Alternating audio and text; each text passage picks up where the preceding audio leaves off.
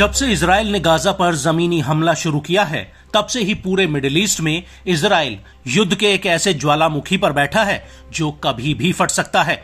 और अगर यह ज्वालामुखी फटा तो पूरा मिडिल ईस्ट इस ज्वालामुखी की आग में धधक उठेगा। और कई जानकार अंदेशा जता रहे हैं कि अगर इजराइल हमास युद्ध का दायरा बढ़ा तो यह सिर्फ मिडिल ईस्ट तक सीमित नहीं रहेगा, बल्कि ये यूरोप से लेकर अमेरिका तक फैल सकता है। क्योंकि हाल ही में 1 अप्रैल 2024 को इजराइल ने सीरिया की राजधानी दमिश्क में ईरानी दूतावास पर हमला किया था और इस हमले में ईरान के 7 बड़े अधिकारी मारे गए थे। लेकिन इस हमले के बाद से ही लेबनान का हिजबुल्ला और सीरिया और इराक के प्रतिरोधी समूह इजराइल के खून के प्यासे होकर घूम रहे हैं। यहां तक कि ईरान ने भी इजराइल से इस हमले का बदला लेने की बात कही है।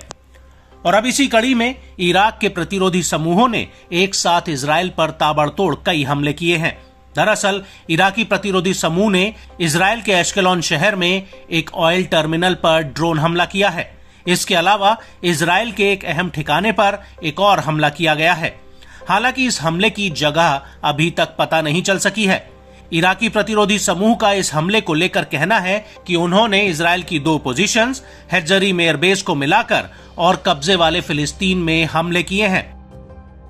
वहीं दूसरी तरफ इजरायली मीडिया का इन हमलों को लेकर कहना है कि 8 अप्रैल की रात को ईलत शहर के आसपास हवाई हमलों से सायरन बज उठे थे और इजरायली एयर डिफेंस ने ईलत में हवाई टारगेट को भी इंटरसेप्ट करके मार गिराया था।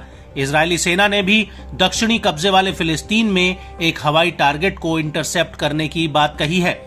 वहीं IRNA न्यूज एजेंसी ने अपनी एक रिपोर्ट में कहा कि इराकी प्रतिरोधी समूह ने इजराइल की कब्जे वाली जमीन पर कई जगहों पर बैलिस्टिक और क्रूज मिसाइलों से हमले किए हैं।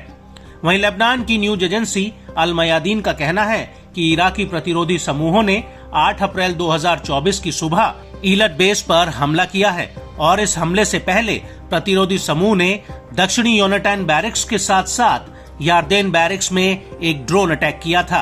अल मयादीन का कहना है कि ये इलाका कब्जे वाले सीरियन गोलन हाइट्स में आता है, जिसके ऊपर इजराइल ने कब्जा किया हुआ है।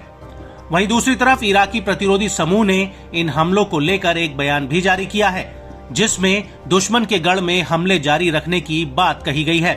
आपको बता दें कि इस हमले से पहले 7 अप्रैल 2024 को इराकी प्रतिरोधी समूह ने ईलत पर एक और बड़ा ड्रोन अटैक किया था।